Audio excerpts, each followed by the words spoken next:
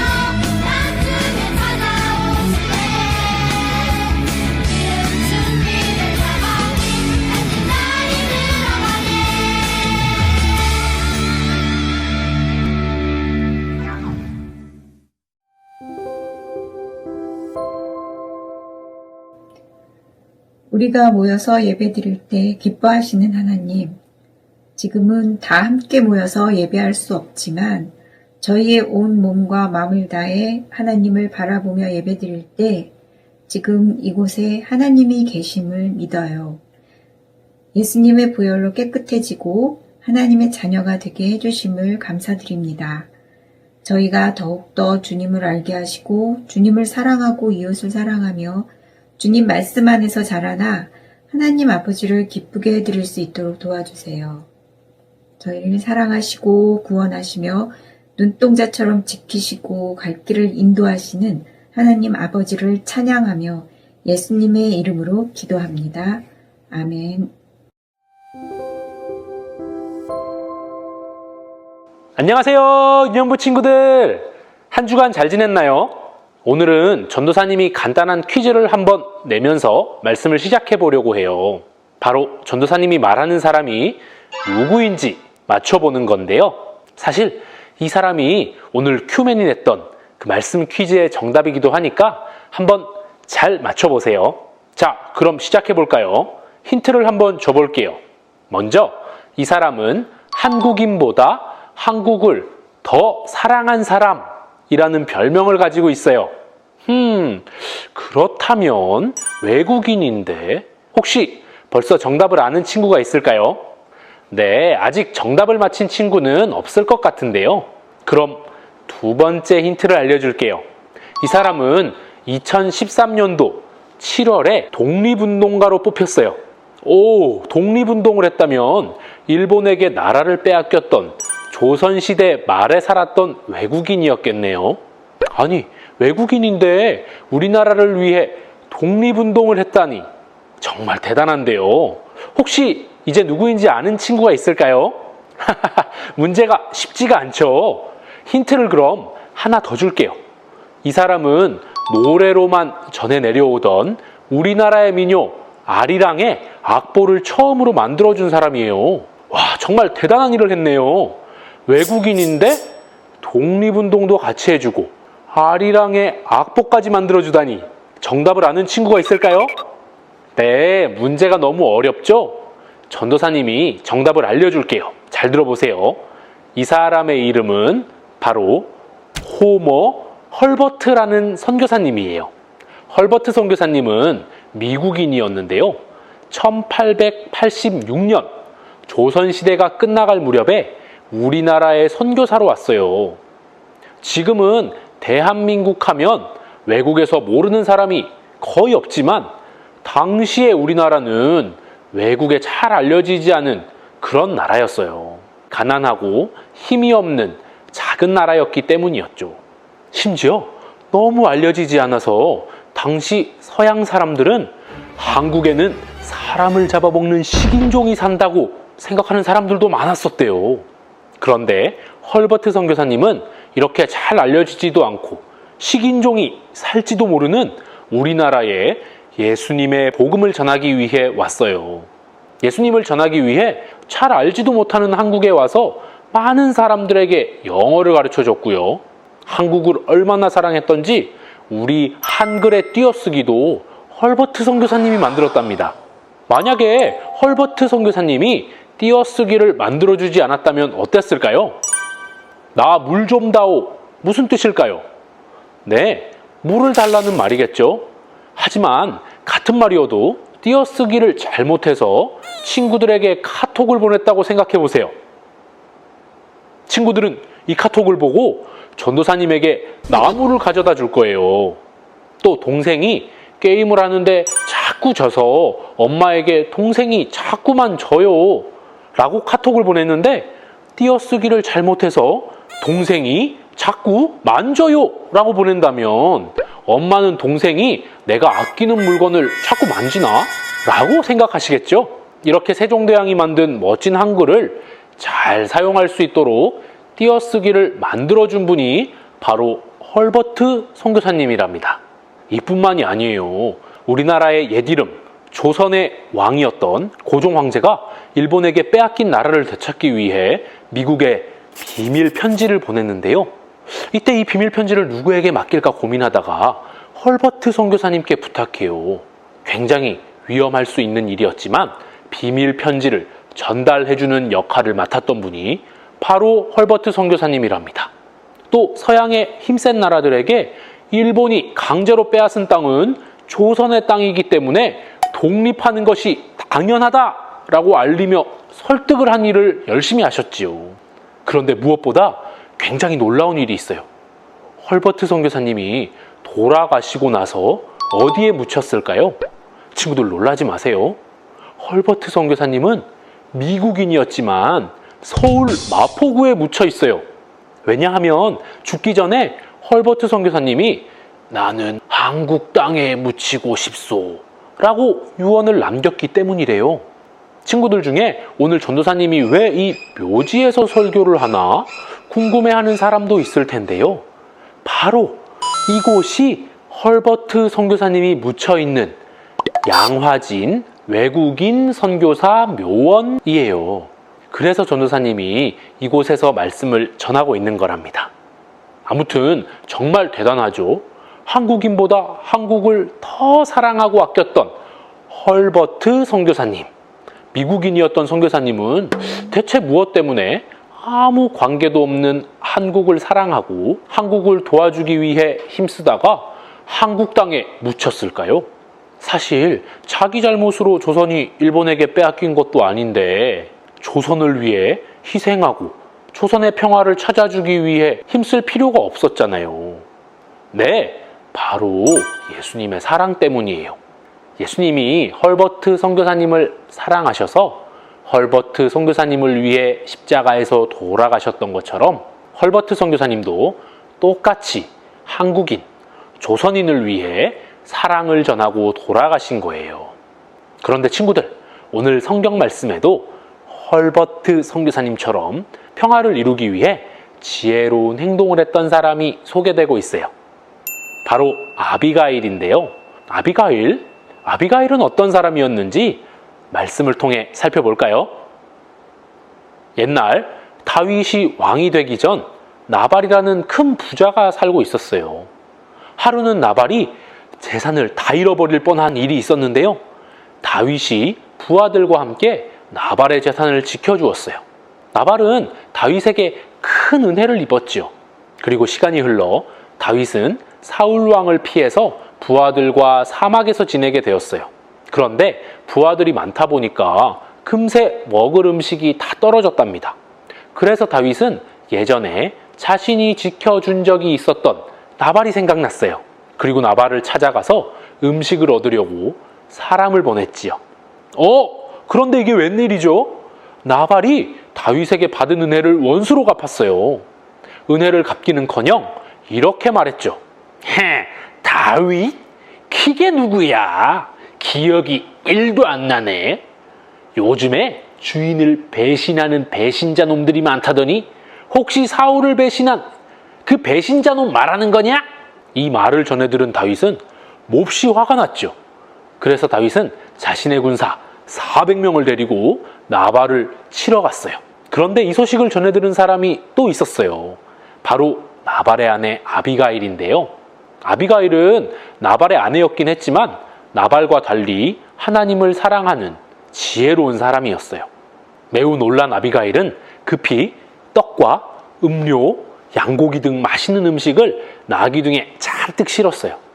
그리고 나발에게 알리지 않고 조용히 다윗이 있는 곳으로 향해 갔지요. 곧 아비가일은 다윗과 부하들을 만나게 되었는데요. 다윗은 화가 나서 아비가일에게 이렇게 말했어요. 나발 집에 있는 모든 남자들은 한 사람도 살려두지 않겠다.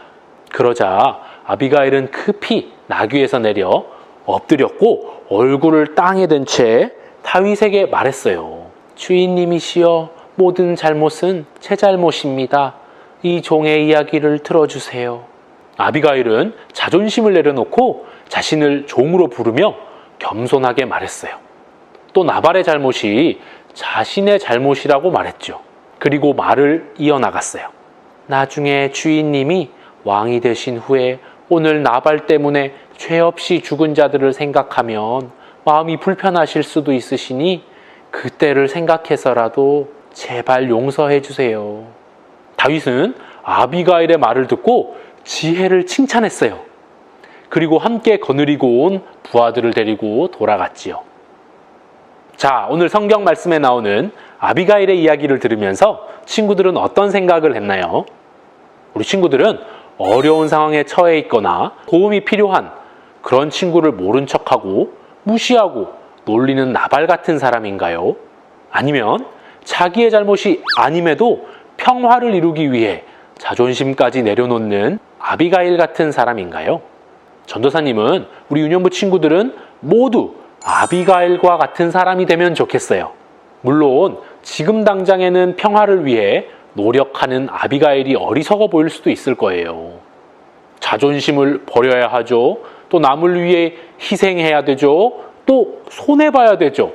이게 결코 쉬운 일이 아니니까요. 그럼 이렇게 어리석어 보이고 어려운 일인데 왜 평화를 이루는 사람이 되어야 하죠? 그것은 평화를 위해 힘쓰는 사람은 예수님께서 약속하신 복을 받게 되기 때문이에요. 대체 어떤 복인지 오늘 말씀 마태복음 5장 9절을 읽으며 확인해 볼까요? 시작. 평화를 위해 일하는 사람은 복이 있다. 그들이 하나님의 아들이라 불릴 것이다. 아멘. 네, 예수님께서는 평화를 위해 일하는 사람은 하나님의 아들이라고 불리는 복을 얻는다고 약속하셨어요. 오늘 전도사님이 앞에서 말했던 헐버트 선교사님을 떠올려 보세요. 헐버트 선교사님은 자신과 아무런 관련이 없는데도 어려움에 처했던 조선, 한국을 위해서 힘썼어요. 미국에서 편하게 살 수도 있었겠지만 지구 반대편에 어려운 조선에 와서 일본 군사들에게 목숨의 위협을 당하면서도 평화를 이루기 위해 노력했지요. 당시에 헐버트 선교사님의 친구들은 이렇게 생각했을 거예요. 에이, 아니 자기 일도 아닌데 왜 조선이라는 어렵고 작은 나라에 가서 도와주겠다고 난리야. 그리고 또 왜 독립시켜준다고 일본이랑 싸우는 거야. 아우, 그냥 여기서 편하게 살지. 어리석다 어리석어. 하지만 결과는 어떤가요? 그렇게 말했던 헐버트 선교사님 친구를 기억하는 사람은 한 명도 없지만 헐버트 선교사님은 하나님의 아들이라 인정받았어요. 심지어 예수님을 믿지 않고 교회에 다니지 않는 사람들에게도, 또 헐버트 선교사님이 돌아가시고 난 뒤에도 존경받고 인정받았지요. 친구들, 이처럼 평화를 이루기 위해 힘쓰고 일하는 사람은 하나님의 아들이라 불리게 될 거예요. 우리 친구들도 아비가일과 헐버트 선교사님처럼 평화를 이루기 위해 힘쓰는 친구들이 되면 좋겠어요. 그래서 친구들이 어느 곳에 가든지 하나님의 아들이라고 불리고 칭찬받는 멋진 평화의 사람들이 되기를 간절히 소망하고 축복합니다.